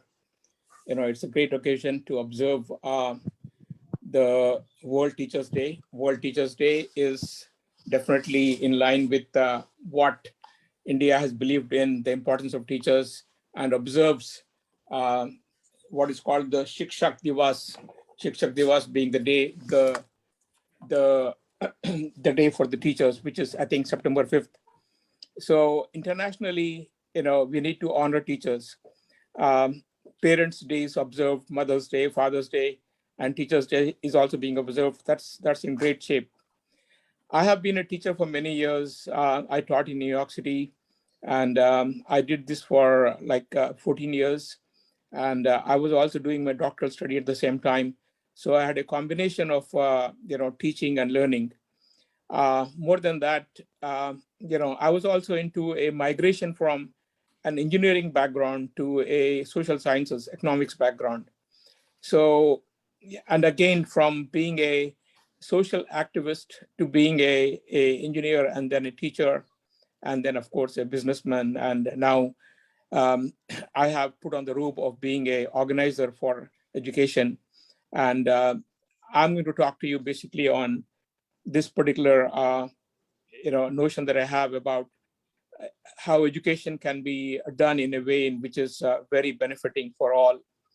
We at the New Education Initiative call education as transformational, as equitable, as innovative. I think these are the three paradigms that we would like to uphold and further. So in this, the question of teachers' role takes a high importance. And we have devised a way which allows us to look up education, in the holistic sense of how do we address many important issues of education. One is, of course, the lack of literacy. The literacy in India is not a very high literacy, and the criteria for literacy is very low. Again, we have got education which is low quality education of kids who are third grade level, but they have actually run up to being in the 6th or 7th or 8th grade. So we have these issues about low quality education, about low literacy. And then, in India, there is this thing about, many segments of society which are not addressed. There is a deprival of education for such people here. And who are these people? These are girls. These are out of school children. These are, madrasa children. These are adults who need literacy. So, all these deprived people needs education. And today, in the last 1 year, we have seen how the lack of regular education has really made this problem very acute. Millions of children were just deprived because they could not have a computer, they could not have a phone, they could not participate in any education. So the question about online education has come up to be of high importance. And, is online education the answer? Well, online education is a partial answer. We need to embrace technology, and online education is a great tool here. We have seen how Khan Academy and other tools like this are benefiting people for a very long time now. These are what is called the openware software. These are software provided for free for anyone here. So this is from the generous spirit of a teacher that we are seeing this happening. So what NEI is doing is, in the realm of providing or meeting these challenges of low quality education, the challenge of increasing education and making it equitable, we are propagating a system wherein we combine all these aspects, high amount of education, the maximum spread of education and good quality education and teachers training. all of them into in an innovative means. And that innovative means embraces technology. As you know, MOOC technology, massive openware online courses have been in vogue for many years now. And this allows, teachers to teach from one place and students to learn from, tens of places. So hundreds of locations are accessible, and hundreds of thousands of students are able to take that learning from the, from this particular teacher here. So MOOC technology is rampant. We need to embrace that. But MOOC technology is not enough, because lower teachers, they need, more than automated learning. They need the physical presence of the teacher. So at New Education Initiative, we have a hybrid model. What does the hybrid model do? We build a lead center. The lead center is the focus, is the focal point. It's a place from where we have, high quality teachers, which includes pedagogists. As you know, pedagogy for teachers is the tool. Without the proper pedagogy, and if you are not going to embrace, good pedagogy and pursue the rote memorization, then we are not really serving to be a teacher. We are just being a sort of a Google person here, just dishing out what is available there and expecting, children to embrace that, memorize that, and then spit it out. That education is long past. We have to embrace education which has got this innovative pedagogy. The pedagogy we have adopted is called discourse-oriented pedagogy. And the founder for this is Dr. Anandan. He's originally from Kerala, but he has been doing this. Last month, we had many sessions, run for teachers. And in the beginning, we had over 400 teachers who signed up for this. But ultimately, we had less than 100 teachers learning this. But basically, DOP does not dish out answers. It dishes out questions. It gives answers through further questioning. So the questioning is the aspect that I also learned while being a teacher in New York. What they call is the method of elicitation. You don't provide answers. You bring about conditions. You indulge in ways in which, the students are able to deduce answers on their own and give out the answers. So this sort of a DOP will be embraced by the lead center. And we'll also have mentor teachers. We will have a technology expert. And through this technology expert, we are able to broadcast a lesson plan that is prepared by this team. And this lesson plan is broadcast to multiple centers. Wherever there is a need for good quality education, we will contact them. We will develop a relationship with them. I would call them the secondary schools. So in these secondary schools, having students needing good quality education, having teachers in the classroom, we have the mentor teacher from the lead center, broadcasting the lesson. And when the lesson comes to the low level student, they are able to see, the teachers inside the classroom are able to see, the content of the lesson, the preparation of the lesson, the delivery of the lesson. So the process of teacher training would be exactly in this way, in which where the teachers are getting material from the lead center, they are getting the lesson plan from the lead center, and they are able to, understand this and put it in their own classroom. So we have a hybrid learning where we are combining the two aspects. One is the automated learning given by a mentor teacher, and then the teacher inside the classroom is trained. And this thing goes on in a continuous basis. It doesn't stop with one day. It goes on for months and months. So what we are also doing is this way, being able to integrate the learning of hundreds of thousands of teachers at the same time. We are able to build up the quality of education by linking directly the low-level student with the highest teacher using the best means of lesson planning. So this way, we are hoping that we'll be able to devise, ways and means in which the quality of education is furthered. And we want to make this as a model. Towards this, we are taking different steps. Right now, we are working with an institute called Shaheen in Bidar, where we'll be using DOP for 3 months continuously for a batch of students who are totally unexposed to English. So, in 3 months, we expect that the student will be able to read, write, speak, all aspects of English learning. Thank So you this very is much, a creative Javed way. Sahab. We are going to have you one day for full session, full 1 hour session so that you can explain. No problem, but I appreciate. Yes. Thank you, Halima. I appreciate your giving me an opportunity to speak.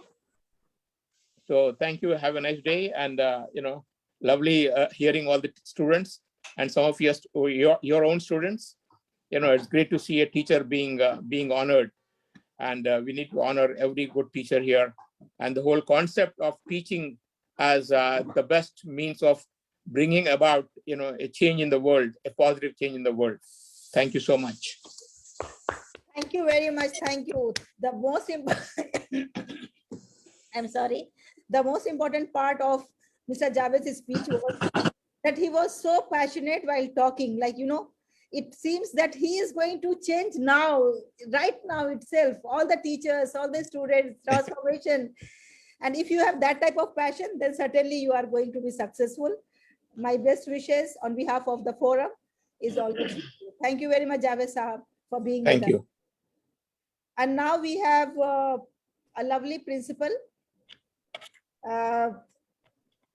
Mrs. Vijay Lakshmi ji. And Mrs. Vijay Lakshmi ji is very passionate about mathematics, and I was always very scared of the mathematics.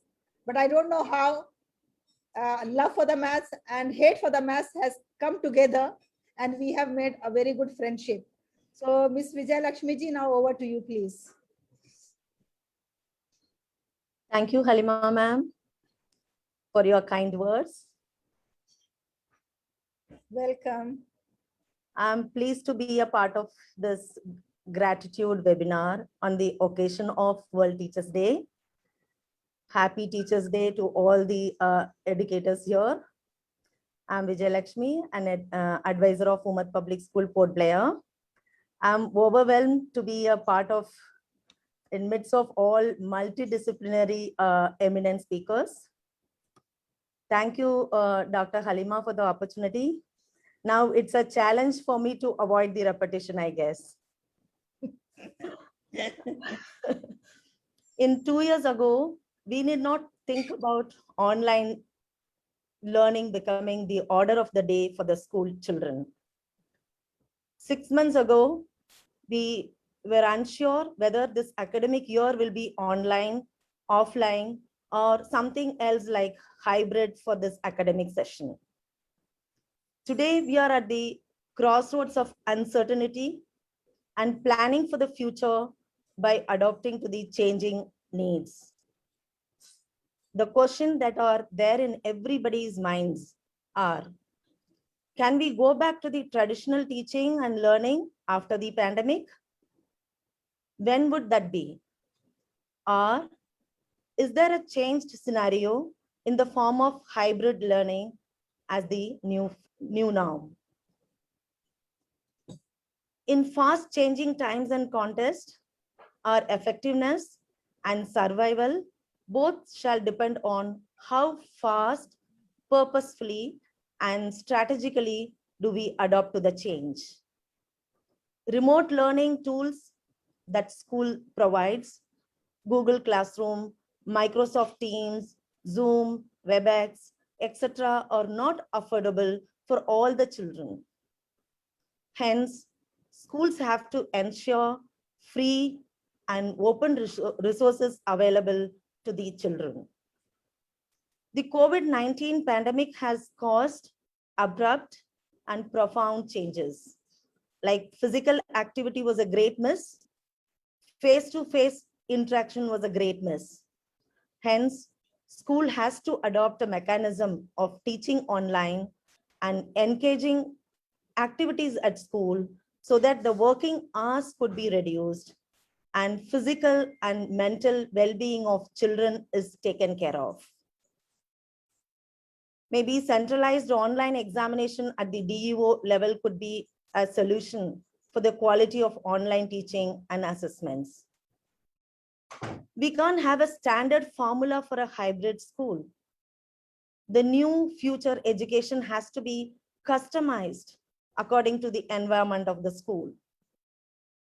Children carry what they are taught at a young age throughout the rest of their lives. They will use what they have learned to influence the society. Teachers have the power to inspire the future generation. So let's implement NEP with a good spirit and ensure the skillful learning.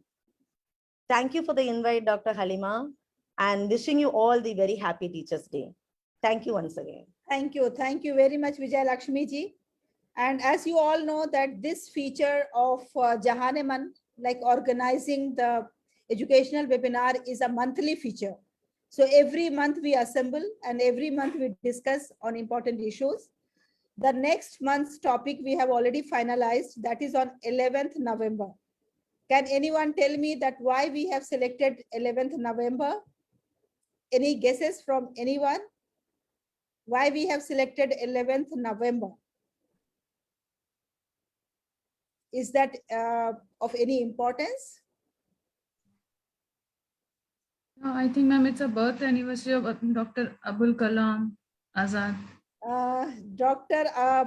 Maulana Abul Kalam Azad's birth anniversary is on 11th November. He was the first education minister. And his dream was that each and every child of this country should get literacy and education. So here I have quoted, it is a birthright of every individual to receive at least the basic education, without which he cannot fully discharge his duties as a citizen. This is said by Maulana Abul Kalam Azad, who was the first education minister of free India. So on this occasion, we are going to discuss on little more, that how if each one of us are going to do little more, it's going to bring a change in the present scenario, where we can see that 3.22 crore children are out of the school. So this is the topic of symposium that is going to be held on 11th November. Those who are interested to be a speaker, kindly fill the form given in the chat box. And even if you want to be a participant, not a speaker, just to attend, then also you can fill the form. You have to give your choice there in the form itself, that you want to be a speaker or you just want to attend it. So this is the information, this is the announcement I want to make. Thank you very much, everyone. And now we have a very, dedicated and sincere lady among us, Miss Prema Subramaniam. And I would request Miss Prema Subramaniam to kindly say a few words on this occasion. Good evening, everyone, and happy Teachers' Day to all of you. Well, I'm also one of the brood, and I'm very proud to be a teacher. But like what Dr. Alka said, I totally agree with you. Parents are the first teachers for the children. And actually that teaching starts when the child is in the womb. At that point in time itself, parenting and teaching starts. So, okay, why are we all teachers? Okay, our intention is actually to educate and train the children. And in my opinion, a good teacher is like a candle. It consummates itself to light the way for others. So as teachers, we are supposed to be good role models and we are supposed to educate. But I think the most important thing as teachers is to make the children love learning, so that learning never stops, because learning has to be lifelong. Otherwise, a lot of social problems are going to arise in the country. And I would like to add that I know I'm fighting for time, Dr. Halima, I know. So the thing, I just want to conclude by saying that in our family of 7 children, we had very wonderful teachers, our parents. And as a result of it, all 7 of us are in the education field. So I have my sister here, Dr. Geeta Subramaniam, and I have my brother here, Mr. Nara Subramaniam. And I also have other siblings who are all who are more or less teachers and now retired. But I also do have a professor there. So I like to conclude by saying, teaching is forever. And we learn from each other, like being here with the esteemed company, I have learned a lot. Thank you, everyone, for giving me this opportunity, Dr. Halima. Thank you very much. Thank you very much, Madam Prema ji. And as you mentioned, you have 7 siblings and all of them are in education. We have 9 siblings, and out of them, you will not believe that 8 of them are in education except one brother who is an engineer. So oh, fantastic. That's right. It all depends on the parents, how they inculcate the value system and the importance of learning and searching for knowledge. Very true, very true. Thank you very much. So before we go for the distribution of the appreciation letter among all the speakers, I would like to open this forum for 5 minutes. If anybody wants to ask anything or share anything or contribute anything, now this forum is open for you all. Dr. Halima, this is Nara here. Yes, Mr. Nara. Thank you very much for gracing this occasion. I think this is very unfair of us that suddenly 3 of the siblings are here and taking up 20% of your attendance. So there should be some rule or regulation against this. But you know, I was so happy to be here in this August room 1 month ago, and I'm so happy to be here again to learn so much from each and every one of you who presented. And I'm just going to take 1 quick minute and a couple of thoughts which came to my mind, listening to all of you. The 2 thoughts which came to my mind was catch them young and go back to roots. So it so happened that I have been catching up on some readings or teachings of Dr. Maria Montessori. And apparently, she had been giving a series of lectures way back during World War II, and that too at Ahmedabad. So the thing which she says is, long before the child goes to school, the key is education from birth. And I think some of you did mention that just now. And also the important thing is cultivation of the individual from the very beginning.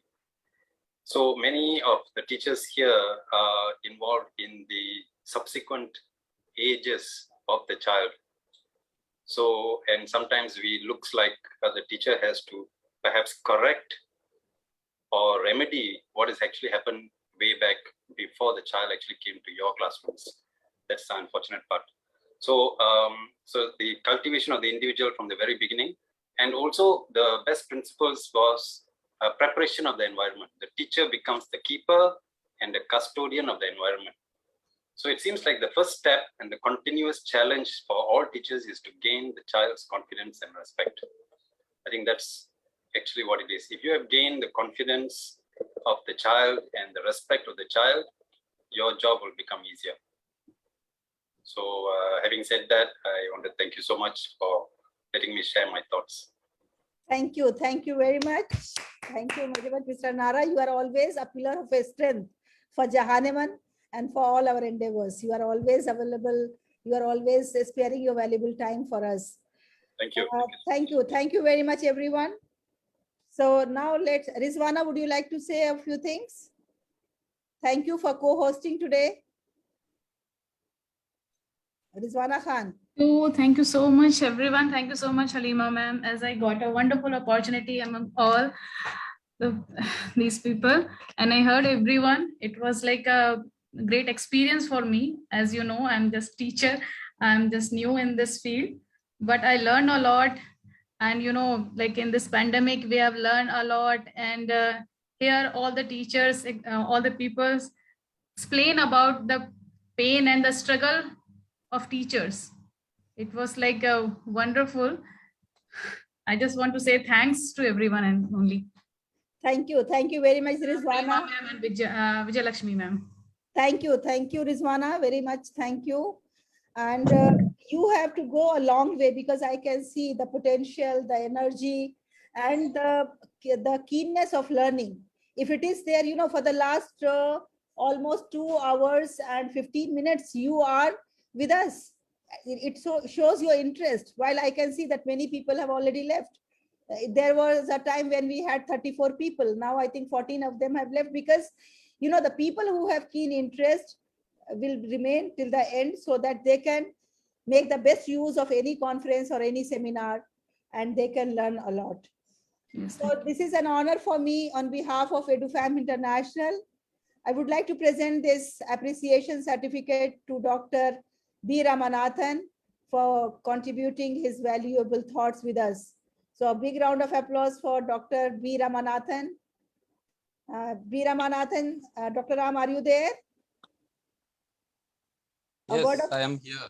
A word of Thank you acceptance so is much. going, yes. Yeah, thank you so much for making me as one of the speakers here today. And it is really very honor for me. I'm very happy, and thanks for all the eminent speakers who have value added today. Great. Thank you, Thank you. Dr. Ram. Thank you, Dr. Ram. And appreciation certificate to Mr. Javed Mirza Sahab, whose thoughts are worth listening once again. And on behalf of Jahaneman, I invite him that whenever there is availability of Mr. Javed, we are going to invite. So thank you, Mr. Javed Mirza Sahab, for being with us and sharing your thoughts. Now, thank you, Dr. Geeta Subramaniam ji. It was really lovely listening to you. It was a very well written, well prepared, scholarly speech, and we have learned a lot from you. A word of acceptance is going to motivate us. Now, Dr. Alka Chadda ji, thank you very much for sharing your happy thoughts with us to make us happy. Now, Ananya couldn't join us. Yes, Vijay Lakshmi ji, thank you very much for being with us and sharing your insightful thoughts with us. Our pleasure. Thank you so much, ma'am. Thank you. Now, thank you, Professor Dr. Suraya Bano, for being with us and sharing your thoughts. Thank you, madam. Thank you. Thank you very much, Jyoti ji. Appreciation certificate to you for sharing your valuable thoughts. Invite people with a little more. My last one input I wanted to give to the team here, black swans are always there, and digitization is on steroids, right?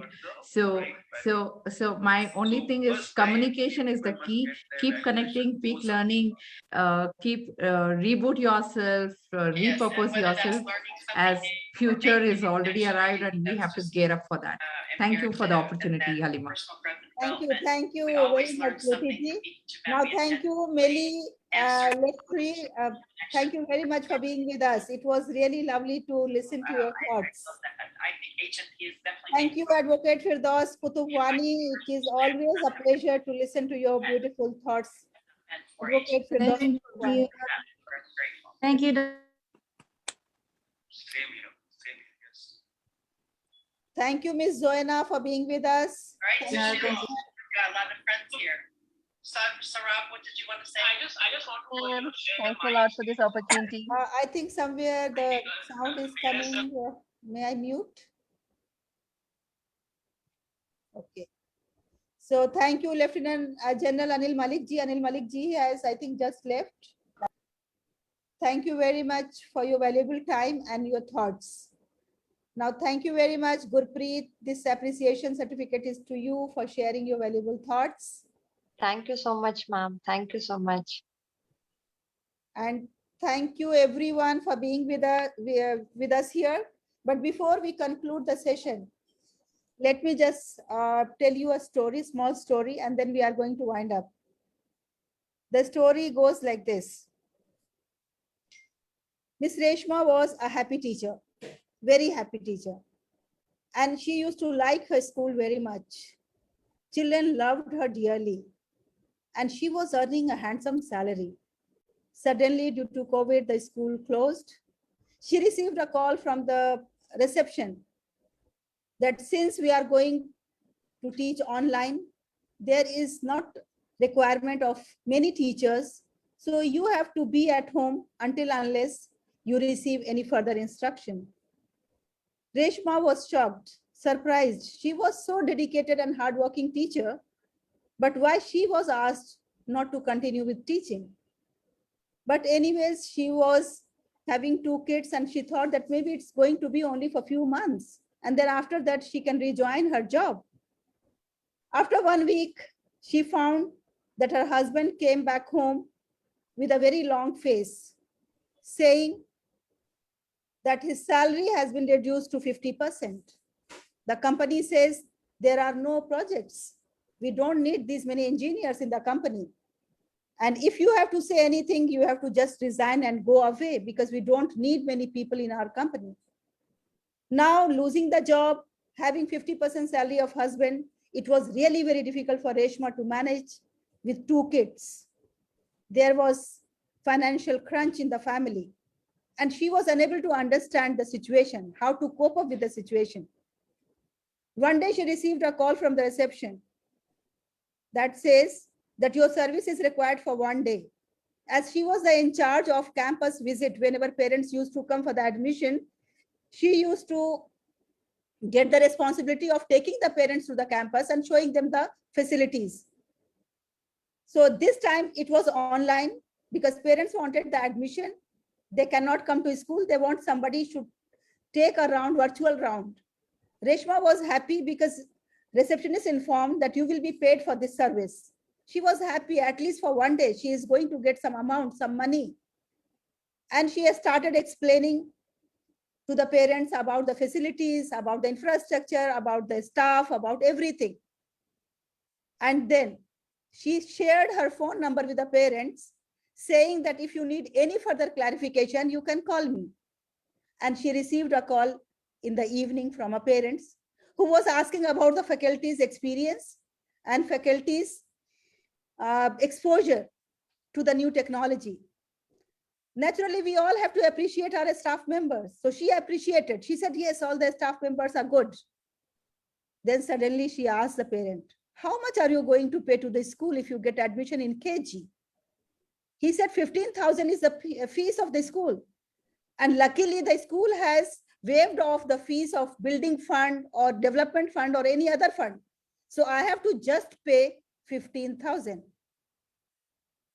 She said, suppose if you are getting the same education in 5,000, will you agree? The parent couldn't believe his ears. Just for 5,000, the same education, how it's possible? But he said, yes, of course, I'm going to save 10,000.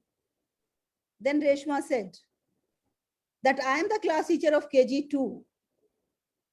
And I know how to handle with the children. You can go and ask a credential from anyone, from any parent, which type of teacher I am. I am dedicated, hardworking. I consider your child as my own child. And I will teach your child just for 5,000. Now, ladies and gentlemen, I am not going to be judgmental over here. Why Reshma did this? Whether Reshma's action was correct or not correct, whether it is suitable for a teacher to do like this, or it's not suitable for the teacher to do like this. But what I am going to request to you all, whenever you are going to judge Reshma, please be empathetic.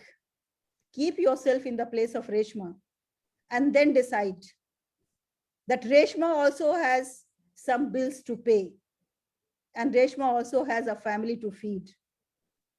It's not only the respect and regards that's going to fulfill the needs of Reshma, but along with that, Reshma has a body to feed and a family to take care and lots of other expenses like any other XYZ. So ladies and gentlemen, thank you very much. It was really lovely to have you here with me. And with this, I'm signing off and inshallah, we are going to meet again on 11th November next month. Thank you very much. Thank you. Thank you, Dr. Halima. Thank you, ma'am. Everyone. Thank you, everyone. Thank you. Thank you. Thank you so much. Good night. Good night. Once again, happy Teachers Day to all teachers. A wonderful education, actually. Thank you. Thank you, Happy Halima. Teachers' Ma'am. You are such a great mentor. Dr. Ram, sir, Halima, ma'am, you are such a great mentor. Thank you so much. Thank you, everyone. Thank you and good night. Good Good night. night.